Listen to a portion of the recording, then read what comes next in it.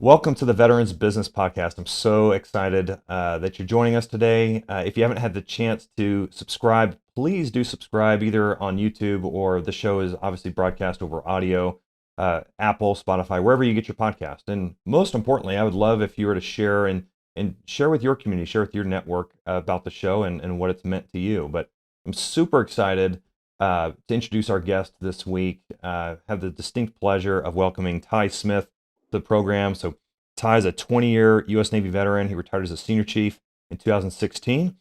Ty initially enlisted as a military policeman before getting accepted to BUDS, where he ultimately earned the Trident and title Navy SEAL. Ty served in teams worldwide with many combat deployments.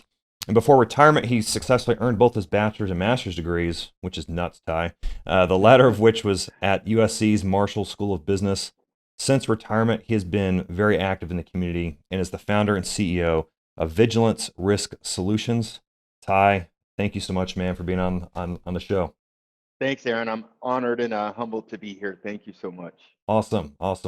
Pleasure's all mine. So, but no, yeah, give us a little bit of insight into who you are, who was Ty growing up, and then what motivated you to join the military.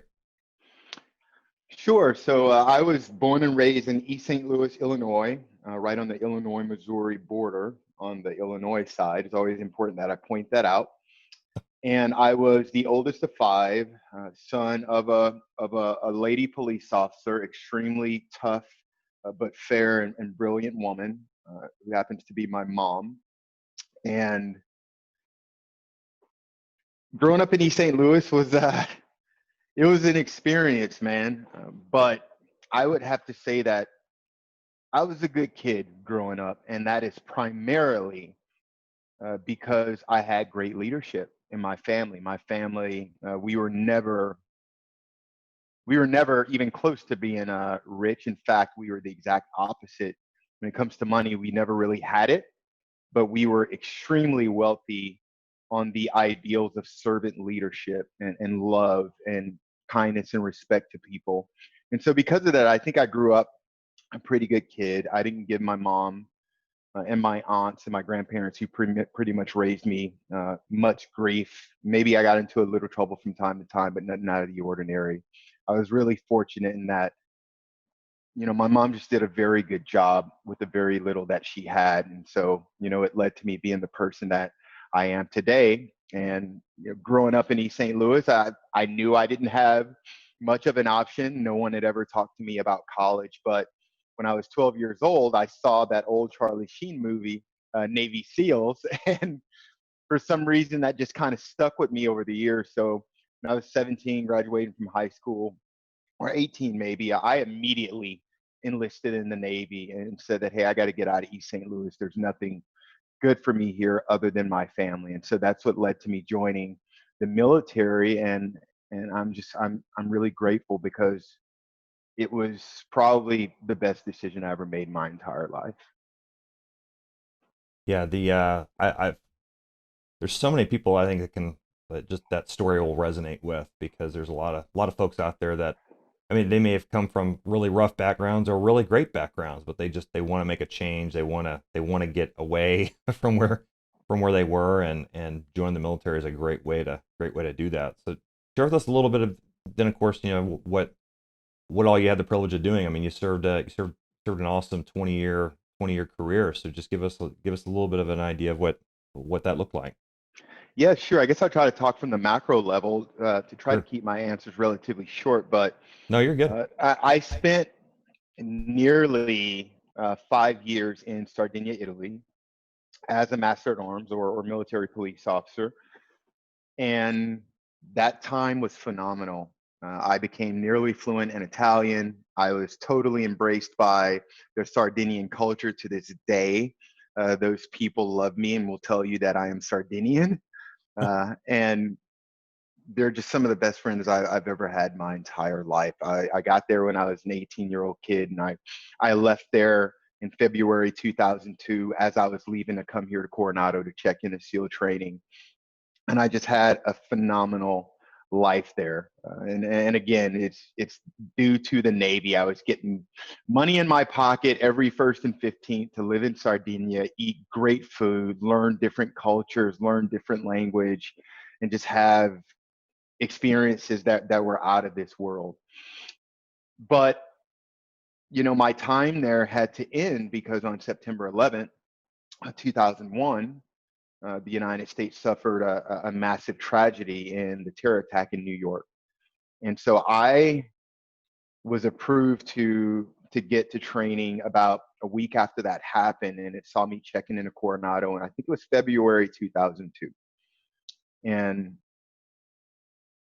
training this time around was really, really special because I knew that I was so ready in my heart and in my mind, and I knew that I prepared every day for a couple years before I got to Budge training like there was no tomorrow, every day. In fact, the Italians, my friends would tell me that all of the older Italians and around La Maddalena and Palau where I lived would call me the crazy American because it'd be 4 o'clock in the morning and they'd see this dude running out of the surf zone with a mask on and fins and putting on tennis shoes on the beach after finishing a 2-mile ocean swim by myself and starting a 10-mile run before work because I was just that focused. So when I got to training, I was really, really ready. I was really focused. And also I was very, very pissed off at what our country had just gone through. So,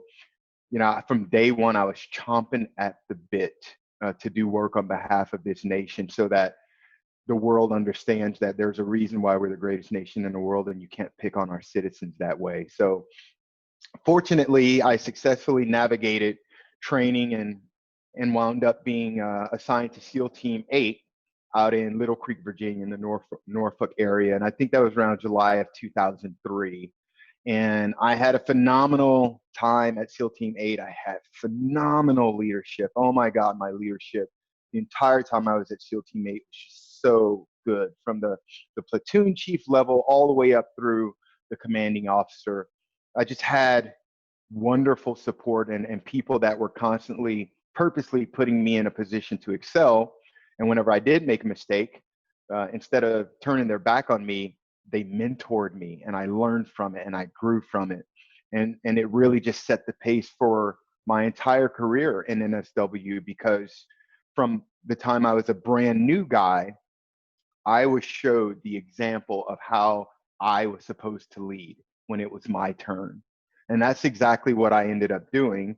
And so I had a great career at SEAL Team 8, left there in 2007, came out back out to Coronado as a BUDS instructor for about 2.5 years.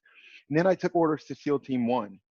And SEAL Team 1 pretty much kept me for the rest of my career. I just had a phenomenal time. Again, I had great leadership. And because of that, I had people like, and I guess he's still on active duty, but I guess it's okay for me to say his name. Actually, no, I won't. I had a command master chief that was a very big man physically, but he was also a very big man in his heart and his spirit.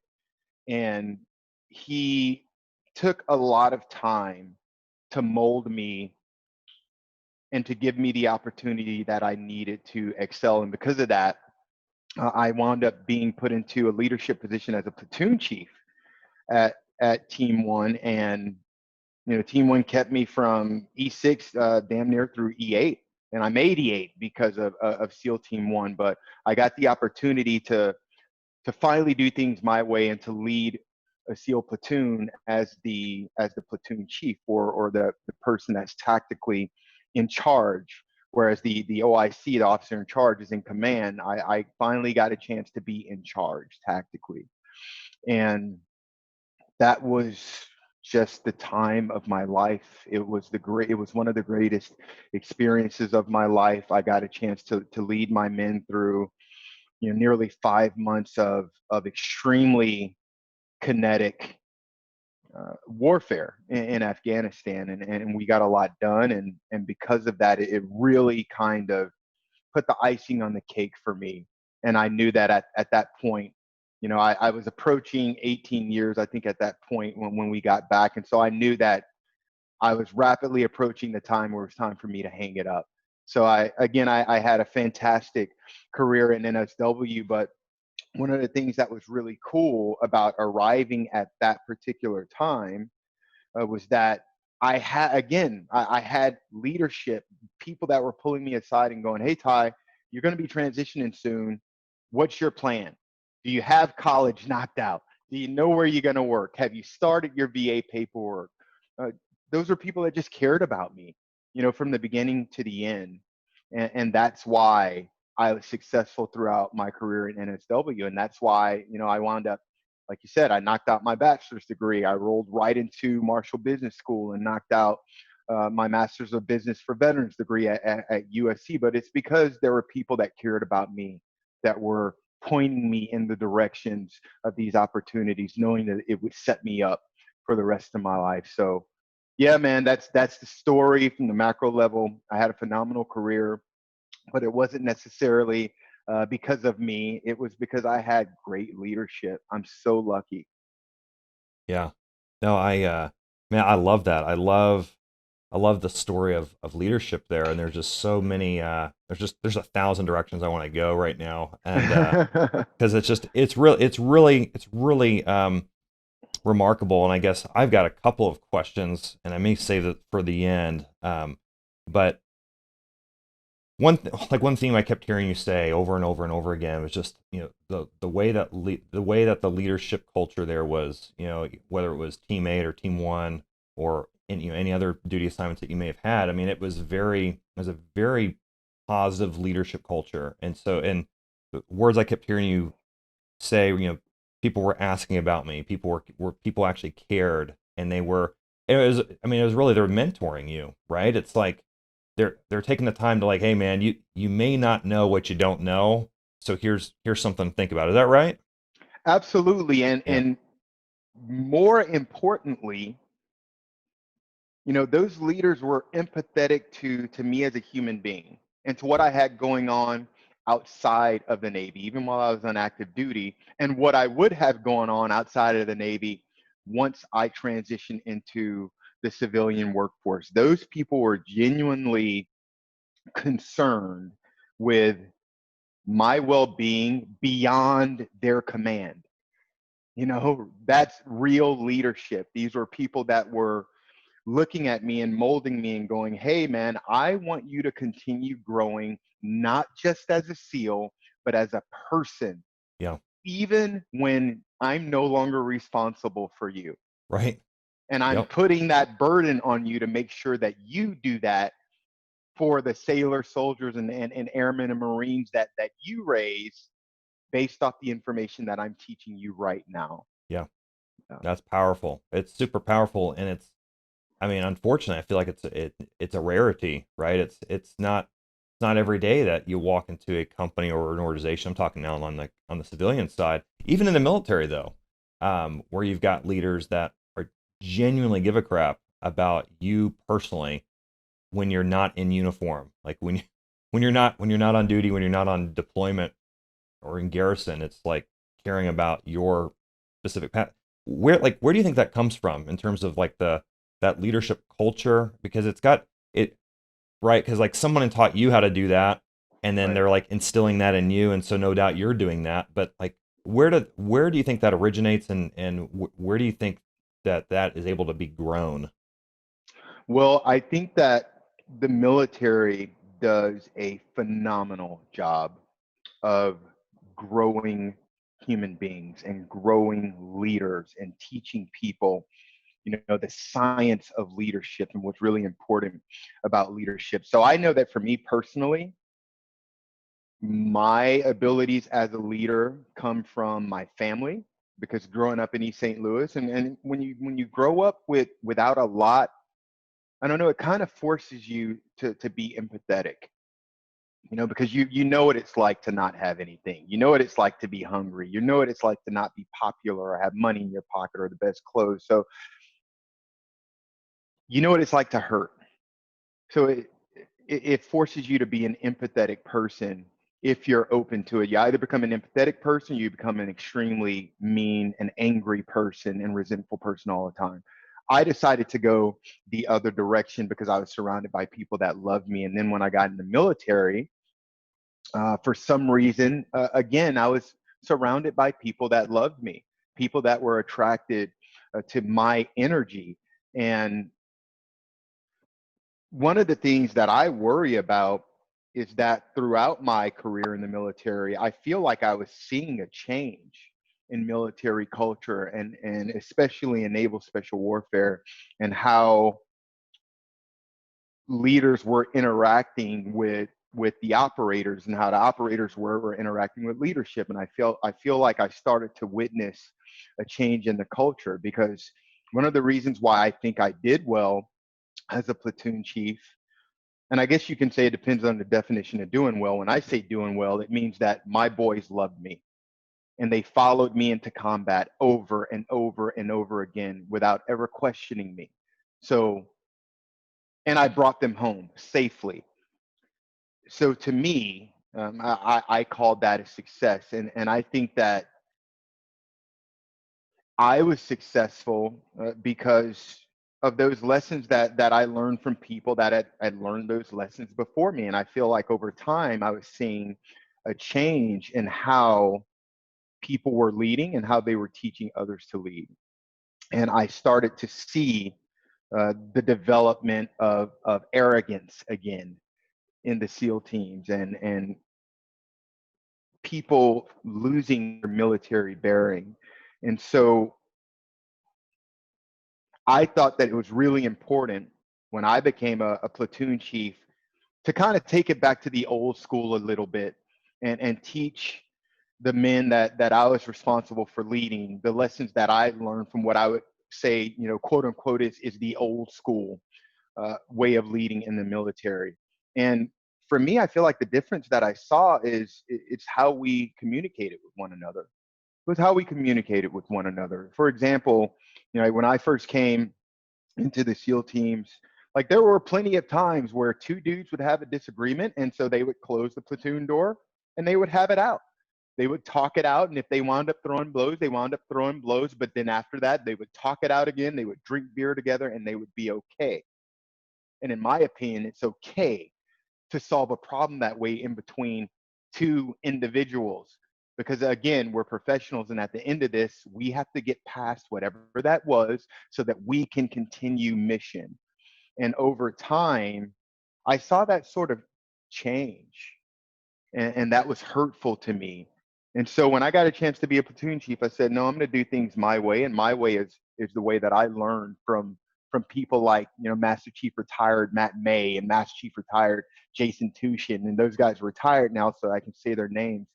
But I think that I was successful because I learned that type of leadership. And I can't tell you, Aaron, I can't exactly put my finger on, how the military is teaching that today, or exactly why my leaders taught me those lessons. But I can tell you that it works. I can tell you that it's important. I can tell you that empathetic leadership is critical. I can tell you that it's critical that you learn to listen, to understand.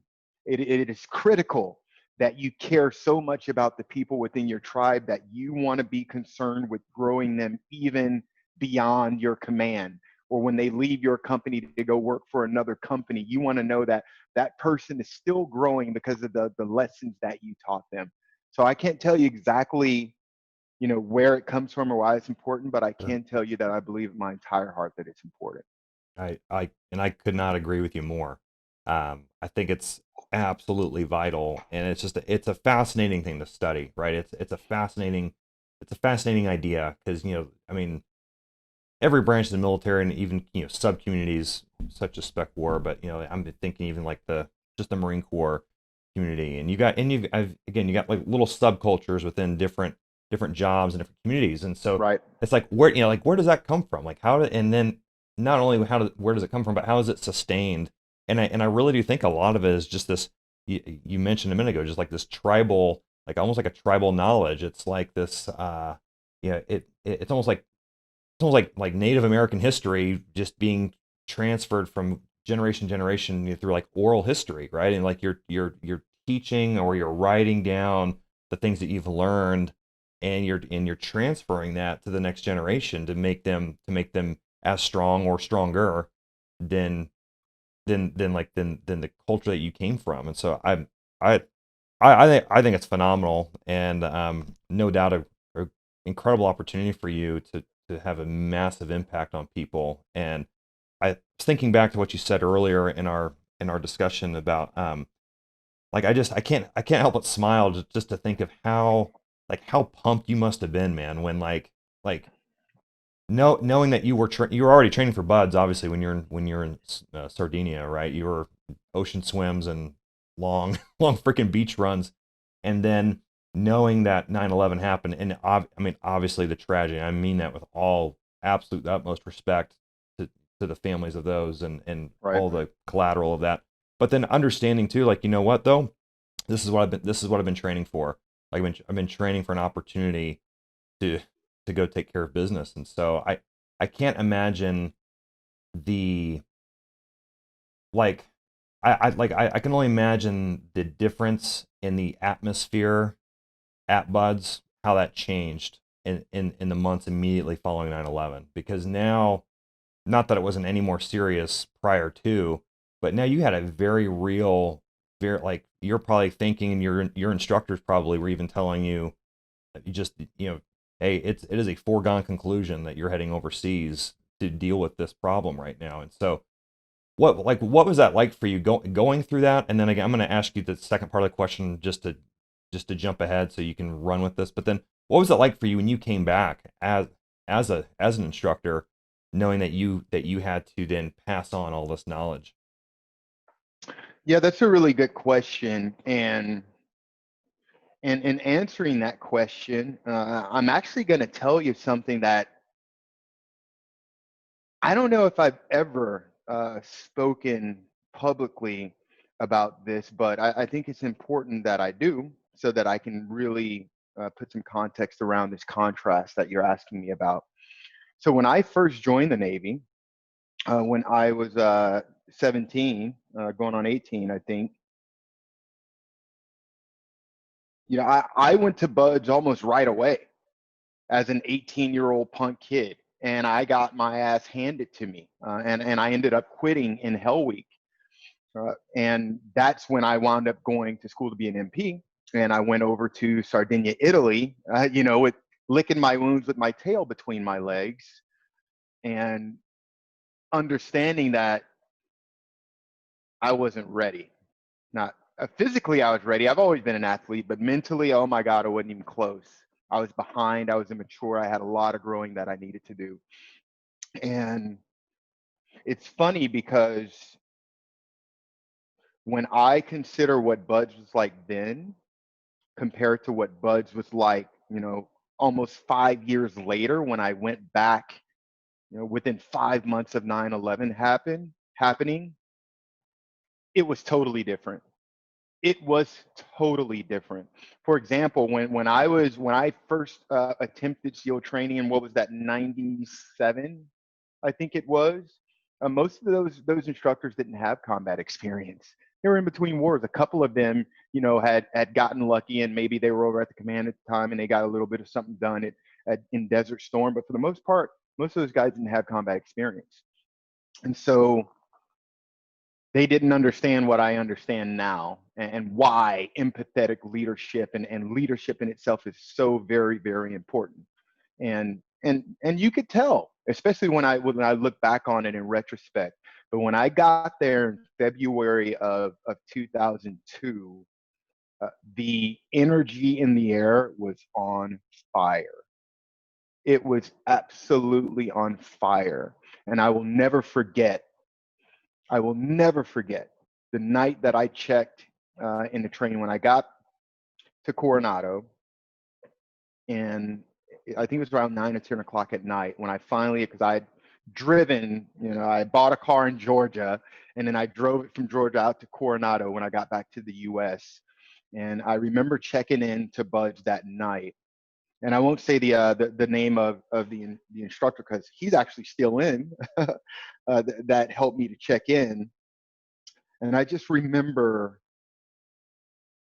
remember his energy. I remember the seriousness of the situation, but just the commanding presence that he had when I checked in. And when I checked in and the guys behind the front desk, they taken my information, yada, yada, yada. And I was getting ready to, because he was he was on duty that night, right? So he was there the entire time. So I was getting ready to grab my stuff and go, they're going to show me to my room at the barracks. And he looked at me and he said, "You know what you're here to do, right?" And I said, "Who y'all instructor? I know what I'm here to do." And he said, "You're going to do it, right? You know what's at stake, right?" And I said, "Who y'all? I do know what's at stake." And he said, "Okay." And that was it. That was it. That was all he said. That was all he needed to say to me. So when I got there, it was it was also a little harder because the instructors, you had guys that were very, very angry for a couple of reasons. You had guys that were angry because they were patriots of this country and they had witnessed an assault on their country and they were chomping at the bit to get overseas and make the enemies of this country pay. But they were also angry because they were chomping at the bit to get overseas and make the enemy pay, and instead they were on instructed duty. Their timing was off, and so I felt the wrath of that too. I So, bet you did. I bet you did. so yeah, because of all of that, it was a different experience, and I have to tell you that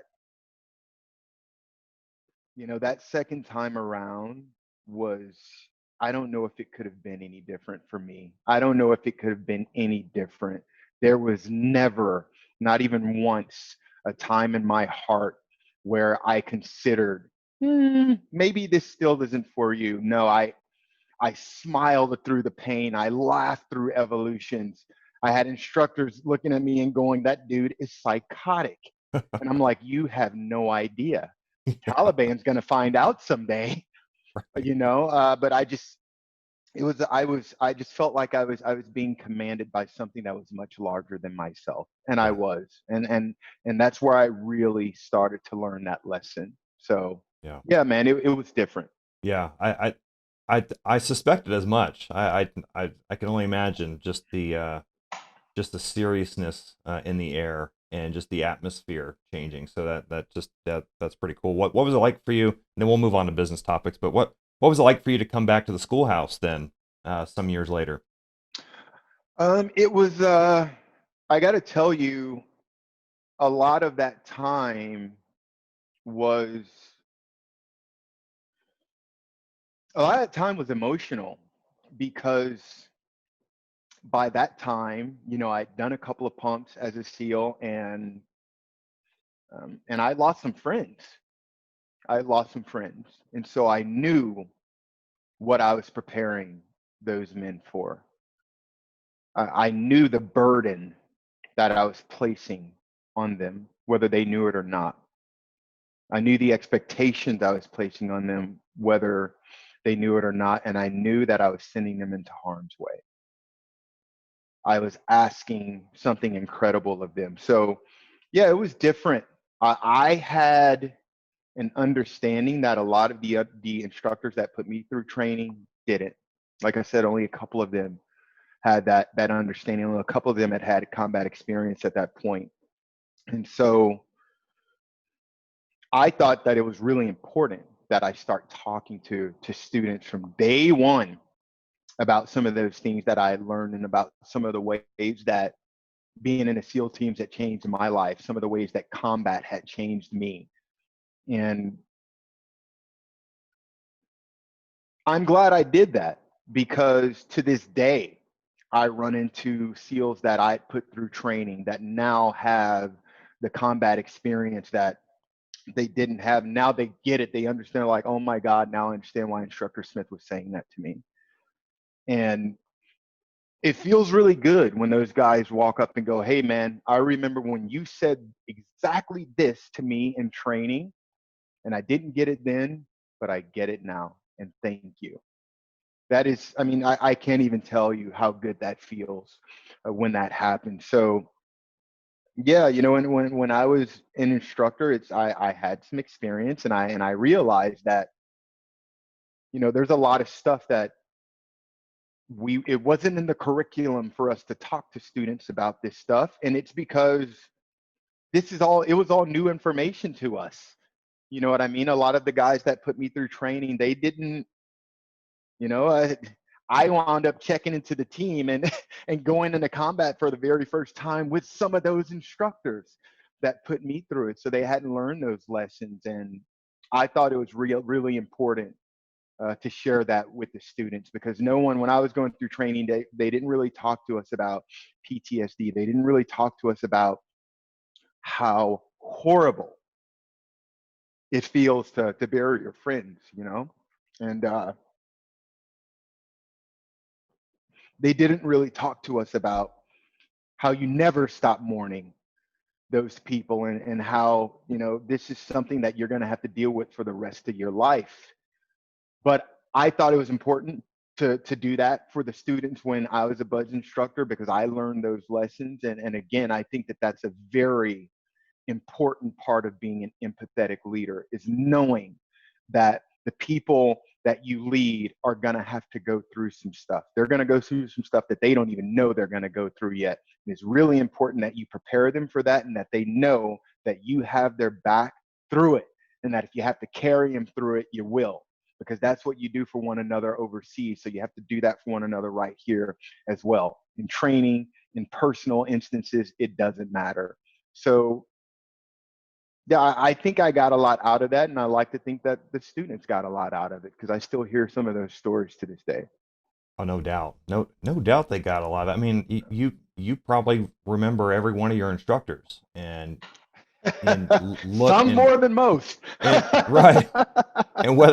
And whether they know it or not, there's a part of you that looks up to them, because they were like the big brother, they were like the father, right? That like helped Absolutely. shepherd you through that. And so whether or not you realize it, and I know you realize it, but like every single one of those students that came through that you had the privilege to train, they absolutely there's an element of them that will look up to you for the rest of their lives, whether they'll ever admit it or not. And so yeah, absolutely, it's a great honor to be in an instructor type position, because especially in your specific case. I mean, you were fresh, man. I mean, you got done and you're gone. You're overseas, and like you said, so when you came back, I mean, you had you had some real intel, some real Mhm. knowledge to share, and so made a huge difference. But man, and I just want to thank you, man. Thank you for your 20 years of service, and thank you for making it happen, and just for all the things that you did. I really do treasure that. Well, I thank you, and I appreciate you saying that, Aaron, and thank you for your service. I really appreciate your service, because no one forced us to sign up. And in my opinion, I think that that's why I am so grateful for my time as a buds instructor, because I understand that those students took a lot of leadership and guidance and example from me. Yeah, But I think it's also really important that every one of those people understand that I also learned from them. I right. did. I was also inspired by them. Like I said, no one put a gun to our head and forced us to sign up, even though we knew our country was at war. We raised our hands and did that ourselves and said, "Send me. I'll go. This is my home. I have to defend it." So every day, watching those students literally just get beat down all day, all night, without fail, and watching the conviction, feeling the energy from these young men going through training, knowing that they were going into harm's way, and understanding that they were part of something that was bigger than themselves, and they were willing to lay it all on the line for Yeah, this country and for the people that they loved. yeah, I learned a lot from that, and I was absolutely, inspired. absolutely, for sure. Tell us then about tell us about your decision to get out. We did Hmm. we talked briefly about your education, which I think that's phenomenal that you're able to knock that out. Um, no doubt you're a master of time management of some sort back then. Um, and then share with us I then don't, the story. I don't know if I've mastered anything, but I'm working on Right. it. Working towards mastery. There you go. Yeah. And then so share with us the decision to get out, and then what led you to do what you're doing today. Sure. So in October, November of 2014, I think it was, I was returning from, like I said, an extremely kinetic deployment in Afghanistan as a platoon chief. And I mean, we were in anywhere between 7 and 18-hour gunfights twice a week for the entire fighting season, that whole summer in Afghanistan. It's a great deployment. My boys performed superbly. I couldn't be more proud of a leader. It was just incredible. It was everything that an operator dreamed of in one deployment. And because of that, when we were coming home, I knew in my heart that I had checked all the boxes. I had done everything that I wanted to do throughout my military career. I had seen my dreams come true. And more importantly, I'd earned the respect of the men that I led. Also, I had to accept the fact that, it's physically I was broken, and I hadn't realized it yet, but mentally I was broken as well. And so I knew that just because of my physical ailments alone, it was time for me to take a knee. This is a young man's game. I'd had 3 knee surgeries. I'd already had bilateral foot surgery. My back is jacked up. I have extremely limited range of motion in all of my joints. It just, I, by that time, I didn't know it, but I had already had traumatic brain injury. It's just, I had a lot going on. So it was time for me to move on. And I was also in the realization that I was extremely fortunate in that I have been able to accomplish all of those things and walk away with 10 fingers and 10 toes. And so, yeah, I knew it was time for me to stop rolling the dice.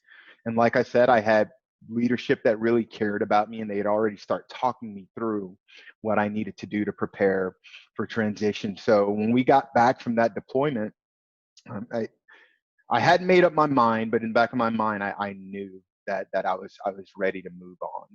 And so, fortunately,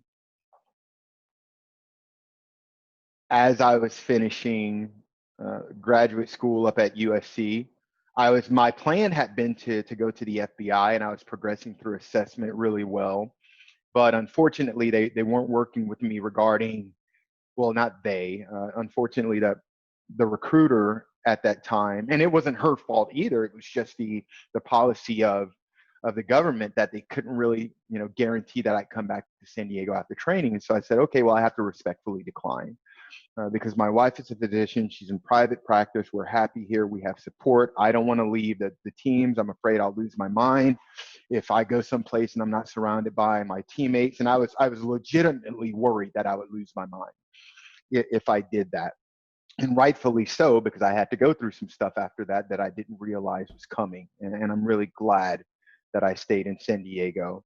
And so I kind of went back to the drawing board. And on December 5th, I think it was December 5th, 2015, I was actually sitting in class up at Marshall Business School when the Inland Regional Center in San Bernardino, California, got shot up by that radicalized Islamic couple. And when that happened, uh, afterwards, a few of my friends and my wife's colleagues started reaching out to me from different places, mainly like hospitals and clinics, and saying, "Hey, Ty, we're scared. We don't have any training. We don't think the hospital has any plans. We don't know what to do if somebody comes in here and tries to shoot up the place or hurt us or the patients. And you are literally the only person that we know that understands this stuff. So will you come up here and talk to us about how we keep ourselves safe?" And after doing that several times, I could kind of hear it, in the back of my mind, God telling me everything happens for a reason, man. The FBI wasn't for you. This is for you.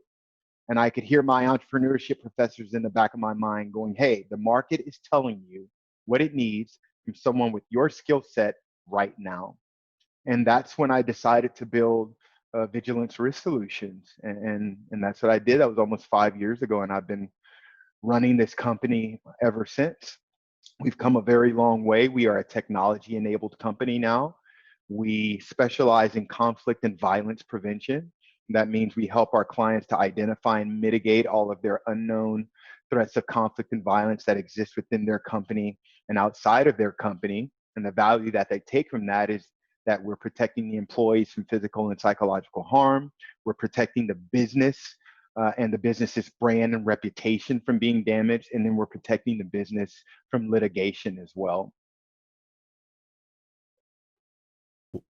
What were some of the biggest business lessons that you've learned just in those first couple years? Because I mean, like no doubt, I love hearing you talk about how, there's a market demand, and then your brain is just you're just turning the wheels, and like, okay, like this is it's time to do this.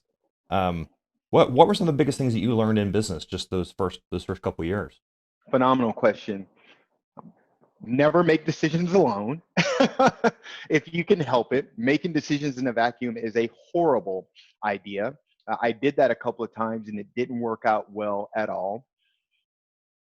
In fact, there was a time where I literally almost ran the business out of money because I made the decision to grow the team too fast because I got overzealous regarding a couple of contracts that we had just signed. And I got to tell you, that's one of the shittiest feelings I've ever had in my entire life.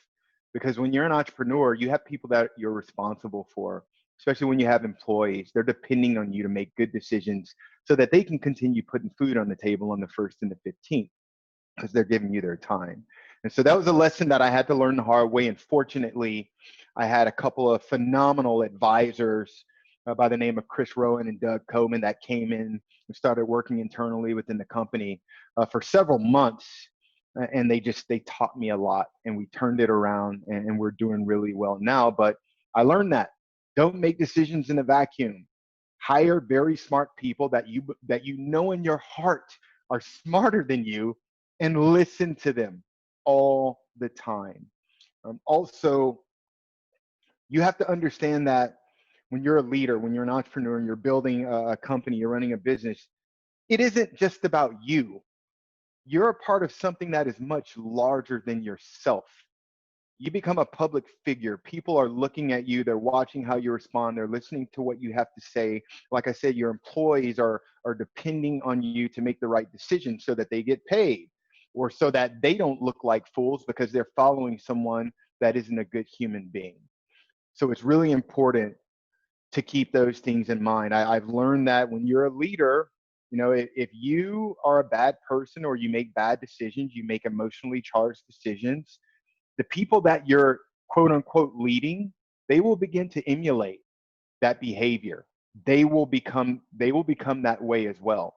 So you have to understand that if you're being a crappy person, you're going to be responsible for creating crappy people and making the world a much worse place because you're putting the wrong example out there.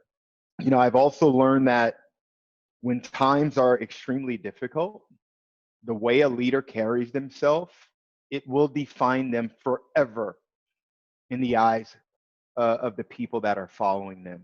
So if you fold simply because the pressure gets turned up, or you allow people to upset you and you make emotionally charged decisions and statements, the people that are following you, they will remember that when things are good. When times are good and there's no pressure on you, they'll remember that and they're always going to question it. So I think more than anything, as a leader, I've learned to be extremely mindful of myself.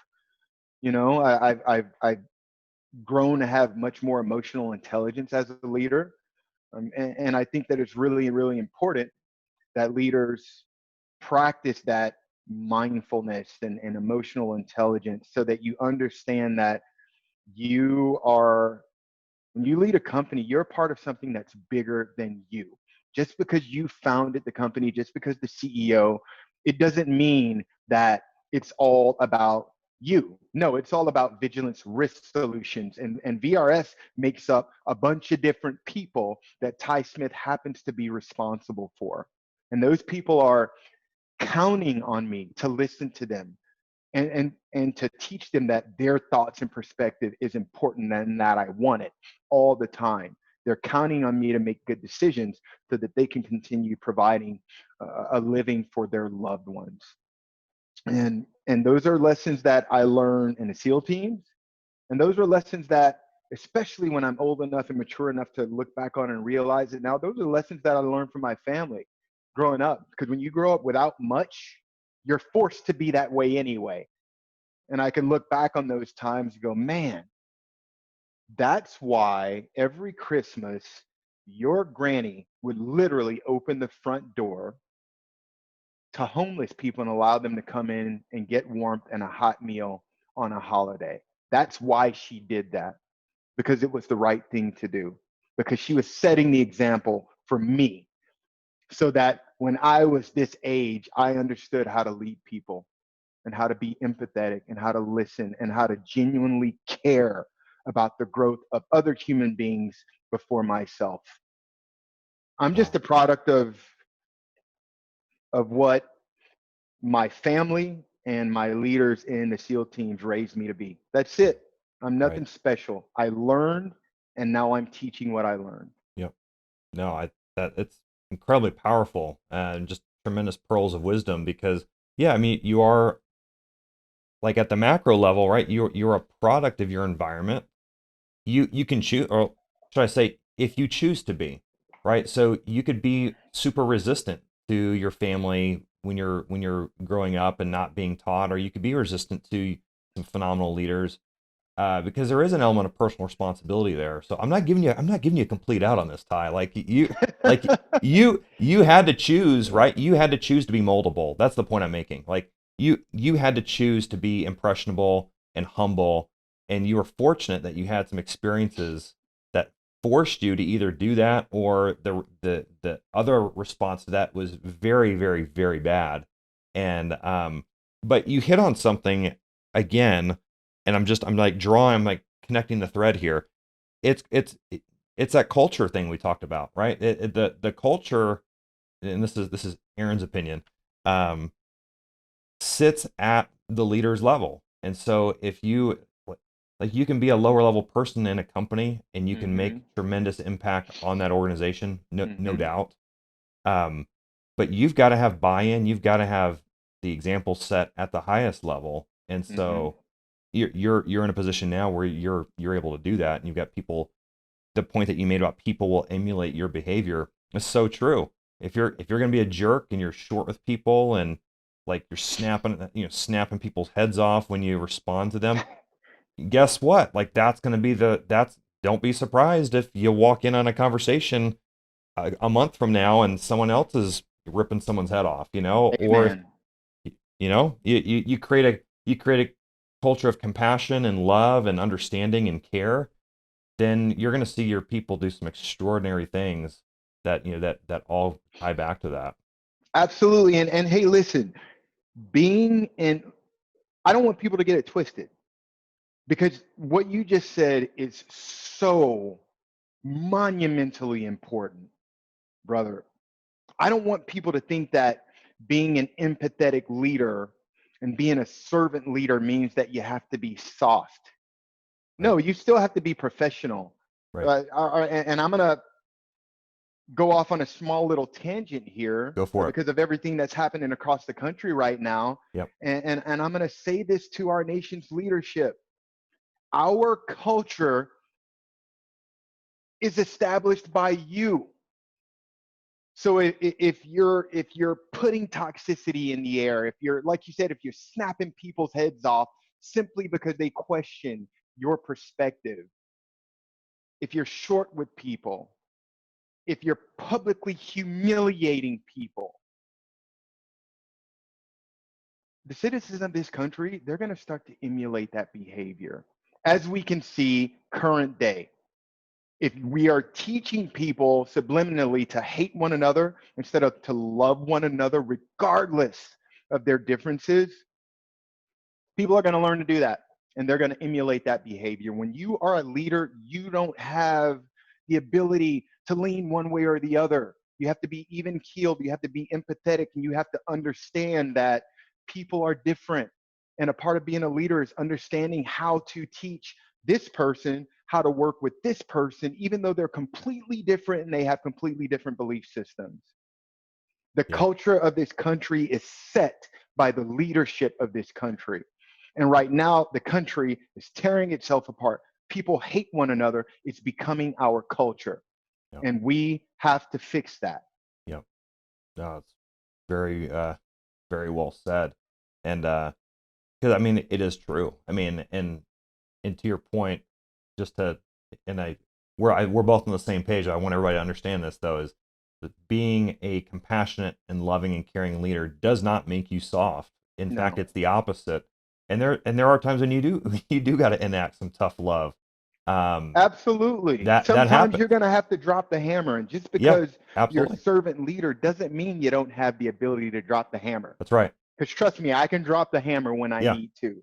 But being a good leader is understanding that there's a right time and there's a exactly. right place, and that dropping the hammer shouldn't be your freaking default, man. Right. Yeah. Yeah. Yeah, that's just bad. Yeah, for so many reasons. Right. Well, I mean, we want people to, I mean, again, we could go off on another deep end for another 3 hours, but like, Yeah, but yeah, we could. I mean, because there's a whole concept of, positional leadership, right? Like, I respect you strictly because of the position versus like actually respecting the crap out of you because you're just an awesome human, not because of the title you hold, but again, that's, we, c- we could go on and on for that. Yeah. Um, Well, I've got a ton more stuff I wanted to cover with you. We are already like I want to respect your time, Ty, and I really do appreciate you spending some time with me. I'd love to give just this last bit back to you. If there's anything further you want to share about Vigilance Risk Solutions, or if there's any parting comments, last thoughts that you'd want to share, and we can wrap it up from here. Yeah, there is actually, and I'm not going to take this time to talk about vigilance risk solutions, because I talk about vigilance risk solutions enough. I think that it's really important that we close this out by acknowledging everything that's happening in the country right now. And I mean, I'd like for people to know how I feel about what's happening across the country right now, because I want people to understand I'm a human being. And yeah, I'm Yeah, a big tough guy. I'm a retired Navy SEAL, but I'm also a husband. I'm a father. I'm a son, and I'm a human being. I got a heart, and I got to tell you that my heart is broken. It really is. I'm finding it harder every day to walk around with a smile on my face, because all of this hate across the country is it's infecting my spirit. It's draining my energy on a daily basis, watching and listening to people hate one another for the stupidest of reasons. Because you're a Republican and I'm a Democrat, I'm going to hate you. Because you're American and I'm Arab, you're going to hate me and I'm going to hate you. Because I'm straight and you're gay, I'm going to hate you. Because you're white and I'm black, I'm going to hate you. It's just, I am tired, and we're killing one another, and we're killing our children by teaching them this example. And I'm afraid for my children, because I'm not always going to be around to protect them. It's time for us to let go. It's time for us to move on. I'm tired, man. I'm exhausted. I'm tired of fighting. I don't want to fight anymore. I don't want to see people fight anymore. I want us to get past this and understand that We are all we have. We have to stop starting the conversation with our differences. We have to get past that. We have to start the conversation with, hey, why are we alike? How are we alike? Give me a reason right now to know that I'm right, because I want to love you immediately. Right? We have to start conversations that way. I'm just tired of the hate, and I think that it's stupid, and I think that it shouldn't take another 9/11 to get the citizens of this country to love one another again, regardless of what you look like, what you believe in.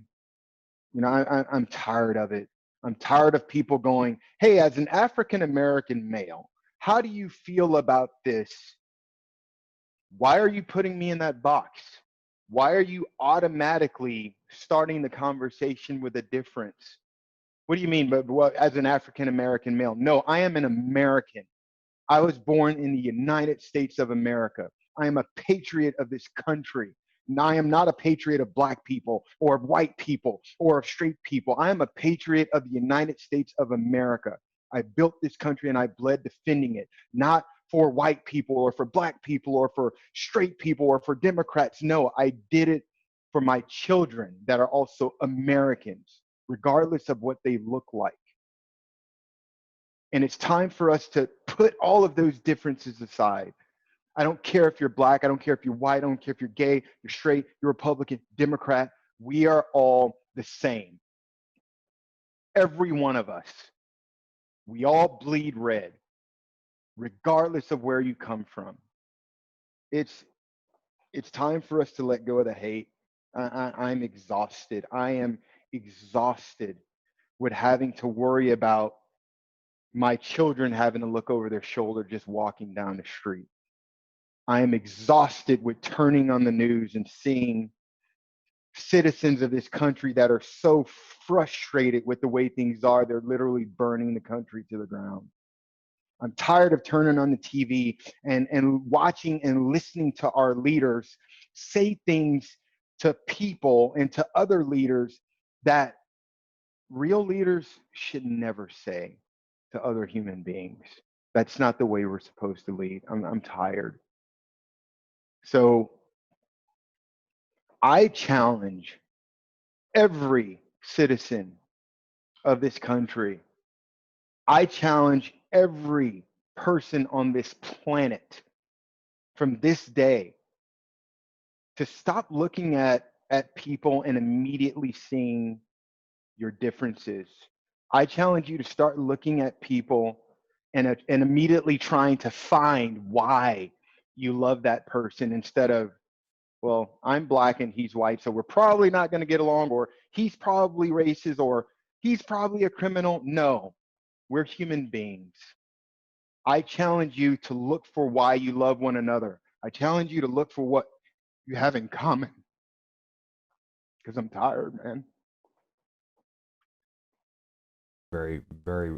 I couldn't agree with you more.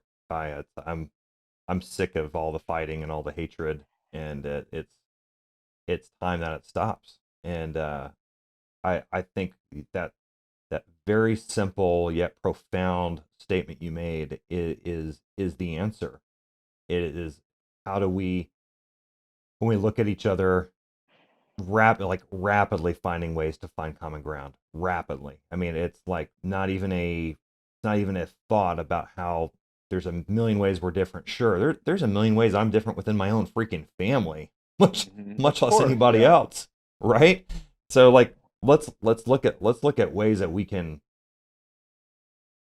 identify how we are common. And it starts with what you said. I mean, Right. we all bleed red, and Yeah. end of the day. Yeah. And yeah, I don't want to try to add more to what you said, because that was phenomenal, and I'm grateful for you. I'm grateful to you for sharing that, Ty. That's incredibly impactful, and I just want to thank you for sharing your story. Thank you for spending time with me. I'm truly humbled and honored that you'd take time with me, and I really appreciate having such a just such an amazing and open conversation with you. Thank you, brother. I appreciate it. I'm really happy that we got a chance to talk today, and I'm humbled that you would even ask me. So thank you. Man, what an impactful, emotional, but such a profound conversation. I'm still blown away by just the quality of the discussion and the depth at which we went on some of these topics. Just incredibly fascinating, really impactful. Man, like, I'm not gonna lie, I'm a little shook up right now in a good way. Um, I love Ty's perspective on leadership. I love the culture that he embodies. No doubt a product of his upbringing. But I also wanted to point out that like he had to choose that too. So it wasn't like it was just forced upon him. There is an element of him that had to embrace and be willing to accept all that. And so, but I understand the product of the environment piece, and I think you get what I'm trying to say. Um, but really enjoyed the conversation. Just the aspect of leadership, serving one another, like really giving a crap and caring for each other, I think is so impactful. It's really obvious. Unfortunately, it's not always a very common thing that everybody does. And so I would encourage you in your organizations and in your just everyday lives, like look for ways that you can care for people. Truly impactful. And then, yeah, just a final note on his comments there about our country. And I could not agree more with him.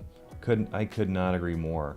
And, look for ways that we can find common ground, like rapidly look for opportunities to find common ground, close those gaps, and remember that we're all human. And so anyway, I just want to thank you for listening, for watching, and we'll talk again soon. I can't wait to produce another episode, and so there will be plenty more coming. But again, thank you so much for watching and for listening. Talk soon.